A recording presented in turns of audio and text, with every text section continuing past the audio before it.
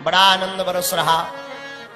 आज दूसरा दिन है, कल पहला दिन था और कल दोपहर में आध्यात्मिक समाधान सत्र बागेश्वर बालाजी की दिव्य शक्तियों के प्रभाव का दरबार दोपहर 3 बजे से 5 बजे तक लगाया जाएगा।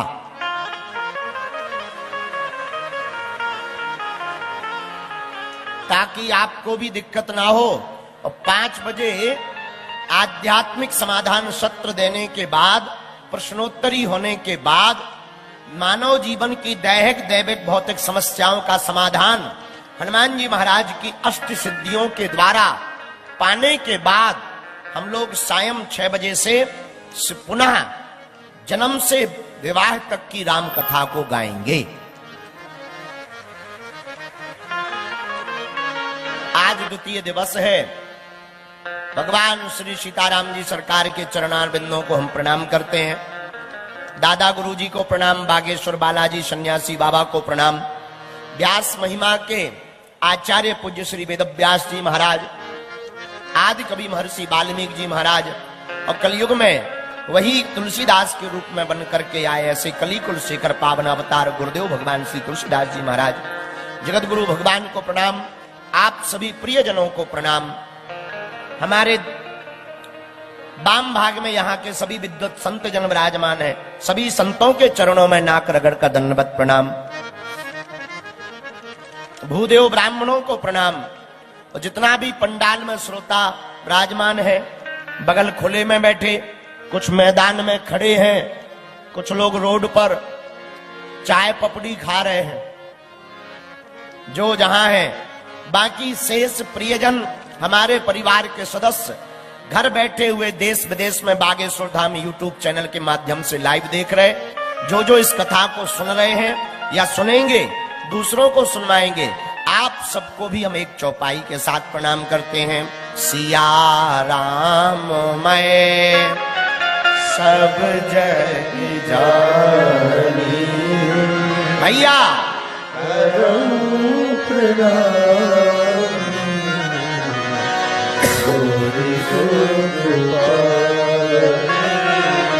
श्री राम जय राम गाइए, जय जय राम श्री राम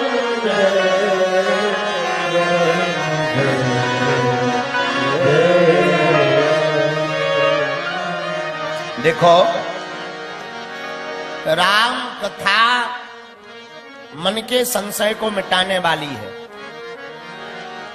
आज का सूत्र राम कथा का याद कर लो। गंगा स्नान से तन की शुद्धि होती है, लेकिन कथा गंगा में बैठने से मन की सिद्धि होती है।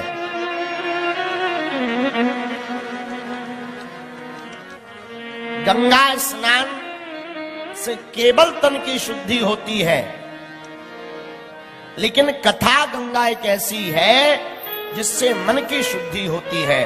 और मेरे प्रियजनों, इस कथा के श्रोता है सदगुरु हनुमान जी। कौन है? सदगुरु हनुमान जी। इसलिए आज की कथा का दूसरा सूत्र नोट कर लेना आप। संत अगर गुरु हैं तो हनुमान जी सदगुरु हैं, और अगर हनुमान जी सदगुरु हैं तो भगवान जगत गुरु है। यह सूत्र हमने पूज्य श्री बापू जी के मुखारबिंद से सुना, इसलिए हनुमान जी सदगुरु हैं। ऐसे हनुमान जी सदगुरु श्री बागेश्वर हनुमान जी के चरणों को प्रणाम करते हैं। आप सब लोग बड़े मन स्थिरता के साथ, आह्लादपन के साथ कथा को सुनिए। जो हमें गुरु कृपा से मिलेगा हम परोसेंगे, क्योंकि प्रायः ज्यादातर हमारी कथा की तैयारी नहीं हो पाती, और हम सोचकर कुछ और आते हैं कि हम मंच पे जाके ये बोलेंगे, वो बोलेंगे, ये बोलेंगे। यहां बोलते वही हैं जो वो बुलवाते हैं। हम सोचे कछु और है, प्रभु सोचे कछु और। हम कुछ सोच लें और परमात्मा ने कुछ और सोच रखा। इसलिए मेरे पागलों, तुम जैसे जीना चाहते हो और वैसे अगर जिंदगी नहीं जी पा रहे तो निराश मत होना, भगवान तुमको उससे बेहतरीन जीने की कला सिखा रहा है। सब लोग गीत बहुत गाते हैं, बहुत सुनते भी हैं, उतारते बहुत कम लोग हैं, पर बहुत प्यारा गीत है। सीताराम सीताराम सीताराम कहिए, जाहि विधि रखेरा, ताहि विधि रहिए। सीताराम बड़ा प्यारा गीत है, लेकिन हम लोग गाते बहुत हैं, आचरण में बहुत कम उतारते हैं। मेरे प्रियजनों, गाना महत्वपूर्ण नहीं है, कथा में बैठना महत्वपूर्ण नहीं है, कथा सुनना महत्वपूर्ण नहीं है, कथा को आचरण में उतारना बहुत महत्वपूर्ण है। याद रखना, लोग हमसे पूछते कि राम कथा की या कृष्ण कथा की क्या आवश्यकता है। हम कहते हैं मेरे पागल, इंसान से इंसानियत को पाना है ना, तो राम कथा जरूर सुनना चाहिए। इंसान को इंसानियत समझना है तो राम कथा सुननी चाहिए। काम से राम को पाना है तो राम कथा सुननी चाहिए। जन्म से मोक्ष पाना है तो राम कथा सुननी चाहिए। गीतों से गीता को पाना है तो राम कथा सुननी चाहिए। शुद्धि से सिद्धि को पाना है तो राम कथा जरूर सुननी चाहिए। राम कथा शुद्धि से सिद्धि की ओर ले जाती है। राम कथा गुरु से सदगुरु की ओर ले जाती है। राम कथा आत्मा से परमात्मा की ओर ले जाती है।